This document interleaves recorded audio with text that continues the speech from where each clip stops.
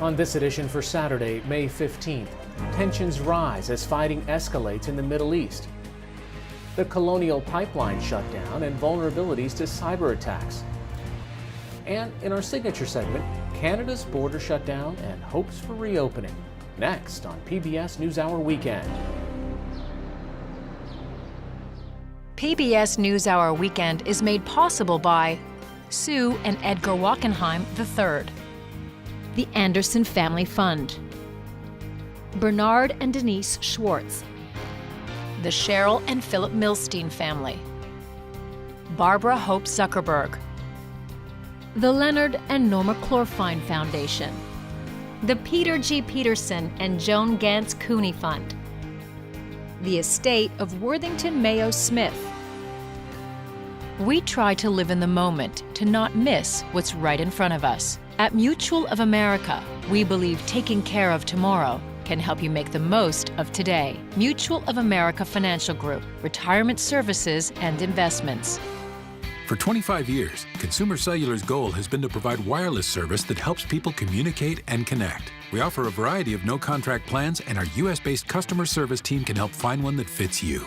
To learn more, visit consumercellular.tv. Additional support has been provided by the Corporation for Public Broadcasting, a private corporation funded by the American people, and by contributions to your PBS station from viewers like you. Thank you. Good evening and thank you for joining us. President Joe Biden spoke with Israeli Prime Minister Benjamin Netanyahu and Palestinian leader Mahmoud Abbas today as Israelis and Palestinians attacked each other for the sixth day. Abbas heads the Palestinian Authority in the West Bank, where there were protests and street violence today. Hamas controls the Gaza Strip, and the conflict there between Israeli forces and Hamas militants is now the worst escalation of violence since 2014. In summaries from phone calls, the White House said the president, quote, reaffirmed his strong support for Israel's right to defend itself against rocket attacks from Hamas and other terrorist groups in Gaza, unquote. Israel hit Gaza with airstrikes again today, with one attack killing more than 10 Palestinians, the deadliest single strike this week. The militant group Hamas continued its rocket attacks targeting Tel Aviv and other Israeli cities, damaging homes and buildings. One Israeli airstrike on Gaza destroyed a building that housed the Associated Press and Al Jazeera. There were no reported injuries. It was Mr. Biden's first call with Mahmoud Abbas. The White House summary said the president, quote, underscored his strong commitment to a negotiated two-state solution as the best path to reach a just and lasting resolution of the Israeli-Palestinian conflict, unquote. As of this afternoon, Israel has reported at least 7 deaths since the start of the conflict. In Gaza, the death toll is now reported to be at least 126. For more on the conflict, I spoke with NPR correspondent Daniel Estrin, who joined us from Jerusalem earlier today.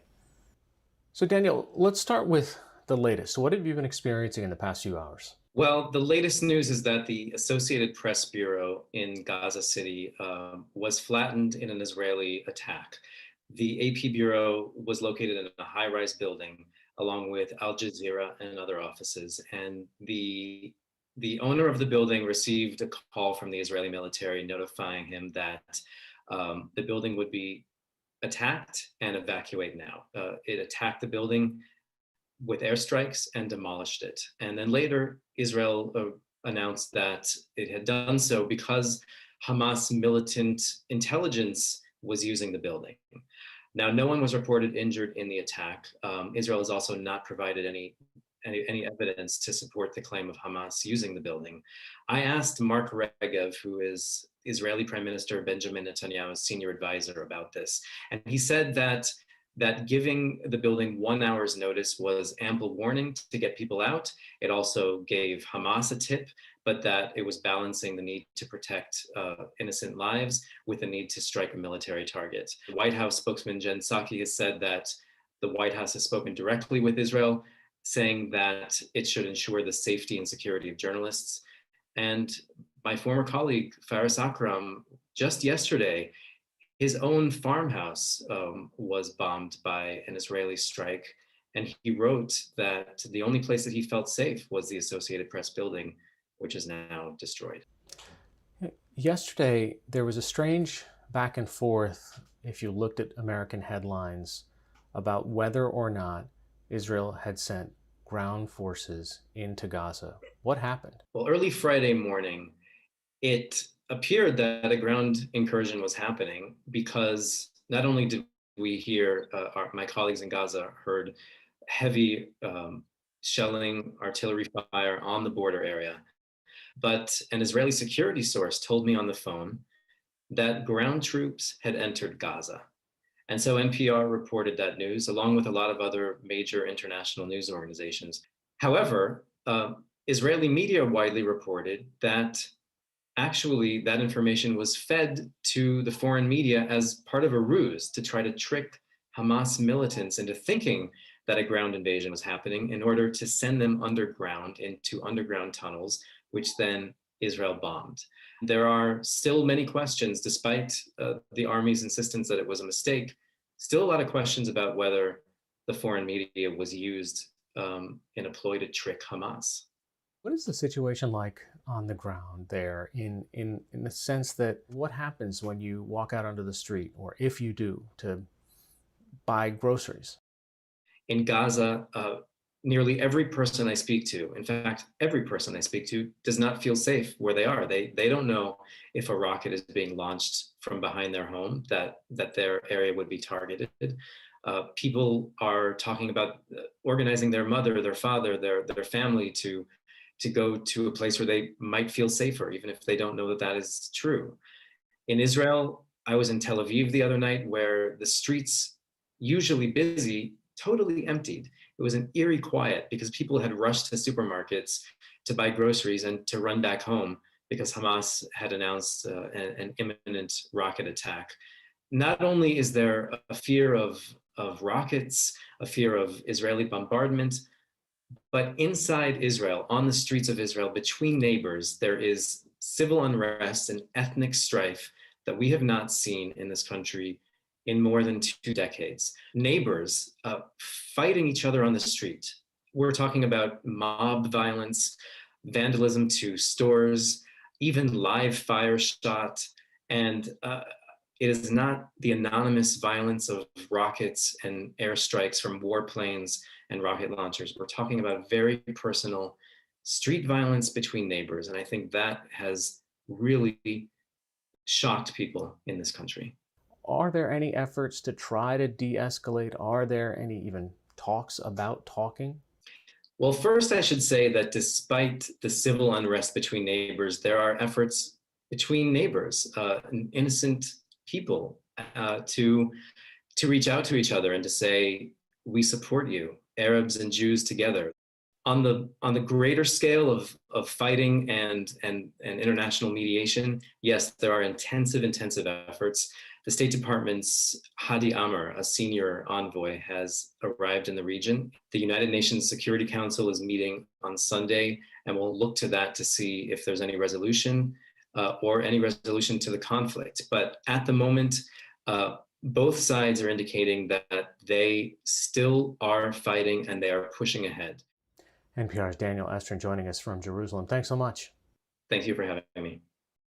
The response to the CDC announcement that masks are no longer required for vaccinated Americans in most places continues to vary by state. While governors in Michigan, Kentucky, and Oregon announced an end to their mask mandates for the vaccinated, New York, New Jersey, and California have kept theirs in place. The CDC's announcement came more than a year after many mask mandates were put into place. Vaccination rates continue to rise nationally, particularly among older people. According to the CDC data, more than 70% of Americans 65 and older are now fully vaccinated, and 84% have received at least one dose. That rate surpasses President Biden's goal to at least partially vaccinate 70% of older Americans by July 4th. For the latest national and international news, visit pbs.org/newshour. Nearly a week after a ransomware attack forced Colonial Pipeline to shut down operations, the company announced on Thursday that it had restored service to its entire pipeline system. The shutdown disrupted gas supplies along the East Coast and caused panic buying, leaving some gas stations without fuel. A full recovery may still take several days. The attack also highlighted the vulnerability of the country's infrastructure to similar attacks. For more on the pipeline hack, I spoke with Cynthia Quarterman, a distinguished fellow with the Atlantic Council's Global Energy Center and former administrator of the U.S. Department of Transportation's Pipeline and Hazardous Materials Safety Administration during the Obama administration. We have a very large infrastructure problem with respect to cybersecurity and being prepared for ransomware and other attacks, whether it be from a nation state or from, private criminal network. What's to prevent someone who actually wants to do harm to the United States from creating software, given that they would probably have more resources than a collective group of hackers? Nothing prevents it. We need to be much better prepared. I think the administration, in their executive order, is moving forward to help the government agencies themselves improve what they're doing. But, it's a free market economy.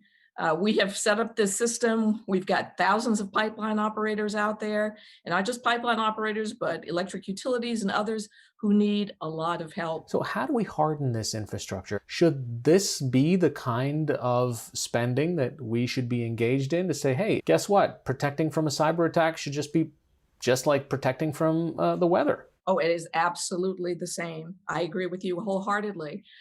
We have a huge conundrum here. There is no silver bullet to fix this. There are only a series of steps that we can take to try to prevent this from happening again in the future. And to, if it does happen, to be prepared, as my former partner Stuart Baker said, to fail gracefully. What are the ramifications if someone decided to hold Colonial or any other pipeline hostage, so to speak, for their information? What happens in America? If Colonial were not able to come back online immediately, it would take obviously weeks for us to get oil from other sources. If you remember Superstorm Sandy, we had a very similar incident happen. That was all also Colonial Pipeline. It's a big juggernaut. Most of these operators, if they're in the public markets, they're interested in maximizing their profits and returns to shareholders.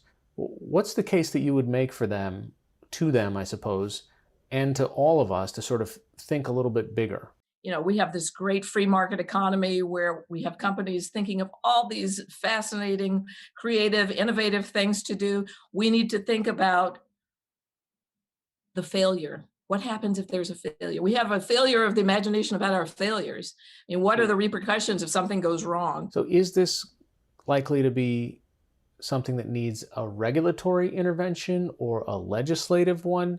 How do we make sure this doesn't happen again? Probably all of the above. I think it will happen again, unfortunately, but you need to be prepared. Right now, there are guidelines for pipeline companies that are not required. And part of the problem is that it's difficult to make those requirements because you have mom and pop pipeline companies and you have Colonial Pipeline Company. Where do you create a regulatory system between those two? Beyond just the infrastructure we're talking about in pipelines, we're talking about hospitals, we're talking about education systems, police departments. All of these have been held up, so to speak, by cyber criminals. And depending on what the industry is, the amount of investment available varies. A hospital, for example, may not have the kinds of money necessary, which means the government needs to help them. That is a role for government to serve. Cynthia Quarterman, thanks so much for joining us. Thanks for having me.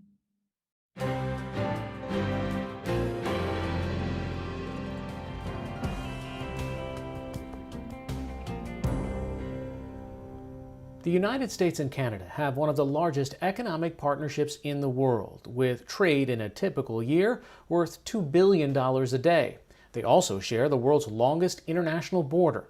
But in early 2020, as part of the COVID-19 pandemic response, that border was closed to all non-essential traffic and remains closed to personal travel to this day. But with more people getting vaccinated on both sides of the border, some are calling for it to be reopened. NewsHour Weekend special correspondent Benedict Moran reports. Jonathan Azzopardi is the CEO of Laval, a Canadian manufacturer based near Windsor, Ontario. So how's it running, Abby? Is it running okay? Yeah. Laval makes parts for hospital beds and components for self-driving cars, but mostly they make molds. That means taking a 25,000-pound piece of steel like this and turning it into a mold like this, which can sell for more than $1 million. This part here is the side of a truck, but it could be anything. This part takes about 6 months to make, so about 6,000 hours to make. It's a painstaking process that requires a constant back and forth between Azoparde's factory in Canada and engineers from American car manufacturers across the river in Detroit. But since March last year, the border has been partially closed, a decision taken by both American and Canadian governments to fight the COVID-19 pandemic. Aside from essential workers like truck drivers, medical workers, and others who regularly cross the border, Canada is off limits to temporary visits. So, while truck traffic is nearly back to pre-pandemic levels, travel considered non-essential is down more than 90%, blocking many people, as Azoparde says, are crucial to his supply chain. The movement of goods necessitates the movement of people. Americans coming here to sign off on the product, but also Canadians going there to commission the product. So with all the restrictions, it's basically stopped anybody from crossing the border, has made it almost impossible. Azoparde says more people should be allowed to cross. Oh, I'm very worried. We've actually lost about 30% of our business already. My clients are from the United States. So for them to be able to come here and sign off on the product, if they can't do that, they're not going to give us the business. They're going to source that business in the United States, which they can freely move. Or worse yet, they'll just source it to China. With vaccinations in the U.S. progressing at a record pace, many are calling for the border to reopen. We have to find a way to safely open up the border ASAP. But leaders in Canada don't see eye to eye on when that should happen. Canada is in the midst of a third wave. Infection rates are nearly double that of the U.S. According to an April poll, most Canadians support a total ban on international travel. That may be because last year, the U.S. was slow to respond to the pandemic, and infections there at first soared.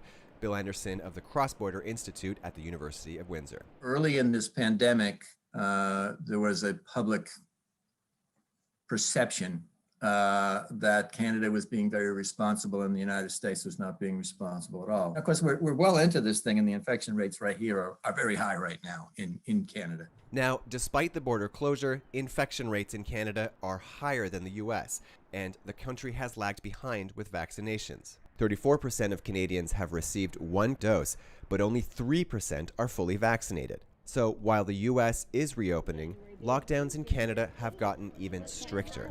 The Maritimes in eastern Canada had already created their own travel-restricted area. Last month, the government of Ontario also prohibited non-essential travel, setting up checkpoints at the borders with neighboring Quebec and Manitoba.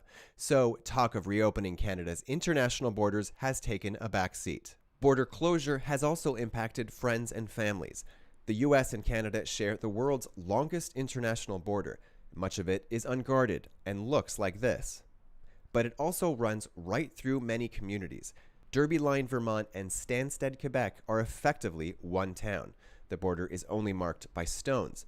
It traverses lawns, this home's chimney, and even goes right through the town's library.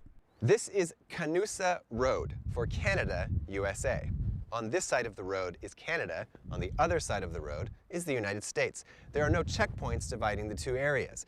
And it shows how in these communities, the border is more of an idea than a physical barrier. With the border closed, Stansted and Derby Line have been ripped in half. I have not seen you. Robin Smith is visiting a friend she hasn't seen in more than a year. Smith stays in Quebec, socially distanced from Scott Wheeler, who is standing 6 feet away in Vermont. So when do you think, I've heard different theories. You mean when the border's going to open again? Historically, there was no physical border here. That changed after 9/11, when security upgrades required residents to cross at official border crossings about a mile away. Typically, many residents still regularly crossed, relying on the other respective side for shopping, entertainment, and seeing friends and family.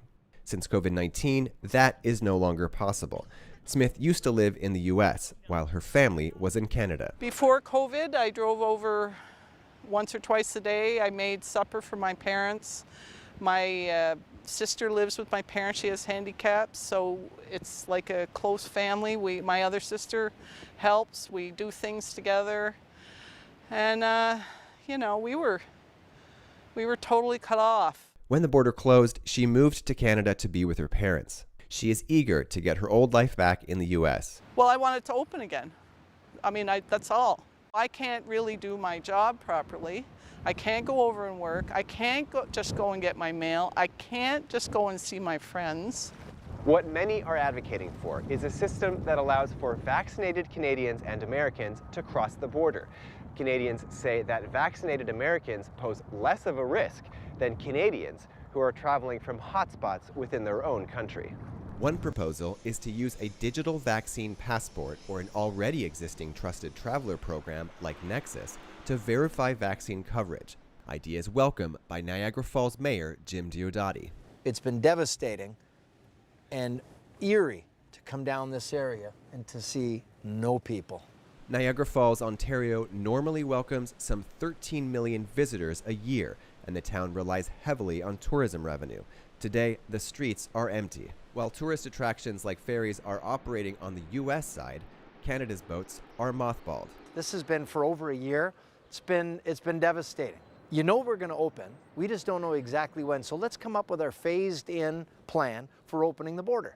And if it means you have to have a vaccine passport, so be it. North Dakota is now offering free vaccines for truck drivers who transport goods across their border from Canada. Alaska is also sharing. Some are pushing for that aid to be even more widespread. Within the first few days in office, President Biden signed an executive order directing the U.S. to collaborate with the Canadian government and develop health and safety measures needed to reopen the border. Canadian Finance Minister Chrystia Freeland also announced more than $400 million Canadian dollars for a plan to reopen the border. But still, no plan and no timeline has been announced. Back at Laval's factory floor, Azzopardi hopes for an announcement that the border restrictions will ease. Windsor lives and dies by the U.S. economy. And right now, the U.S. economy is doing very good. Now, COVID has put a halt on a lot of things, but Americans are still buying. Windsor depends on that.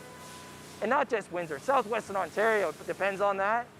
And right now, we're being left out. This is PBS NewsHour Weekend, Saturday. Finally tonight, we wanted to provide you a quick update on a story that we brought you earlier this spring. It's on the fate of a proposed offshore wind energy project off the coast of Massachusetts. NewsHour Weekend's Yvette Feliciano has more. This week, federal regulators made it official. Vineyard Wind will be the first large-scale offshore wind energy project in the United States. As we reported in late March, this nearly $3 billion project off the coast of Martha's Vineyard and Nantucket will generate enough electricity for about 400,000 homes. The CEO of Vineyard Wind, Lars Peterson, says this new project will kickstart the industry. This is not about a single project. This is about an industry that is going to revitalize waterfronts up and down the eastern seaboard, create well-paying jobs, and delivering clean, affordable energy to households while the states are transitioning from fossil and nuclear power plants to a green future. The United States currently has only 2 small projects, 7 turbines in total, in operation. Vineyard will be the first to use a new turbine made by GE that stands more than 850 feet tall, with each of its 3 blades stretching more than the length of a football field. Every time the blade spins twice, you can power a home for a day, so it's really impressive hardware. So we have been able to shrink the footprint of the project from 108 positions down to 62 while still producing the power we have promised to Massachusetts. With the approval earlier this week, Peterson says the project is on track to start construction later this year and start producing power for the grid by 2023.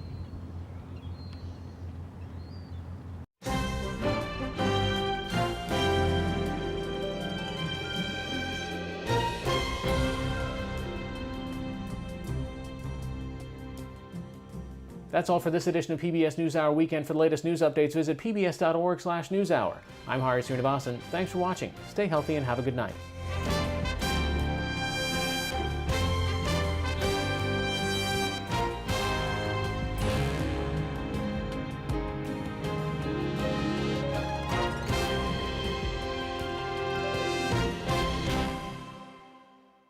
PBS NewsHour Weekend is made possible by Sue and Edgar Wachenheim III, the Anderson Family Fund, Bernard and Denise Schwartz, the Cheryl and Philip Milstein family, Barbara Hope Zuckerberg, the Leonard and Norma Clorfine Foundation, the Peter G. Peterson and Joan Gantz Cooney Fund, the estate of Worthington Mayo Smith. We try to live in the moment to not miss what's right in front of us. At Mutual of America, we believe taking care of tomorrow can help you make the most of today. Mutual of America Financial Group, retirement services and investments. Additional support has been provided by Consumer Cellular and by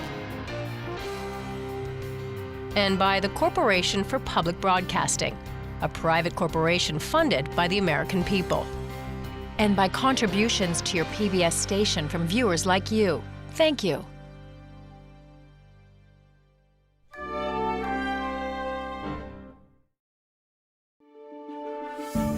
You're watching PBS.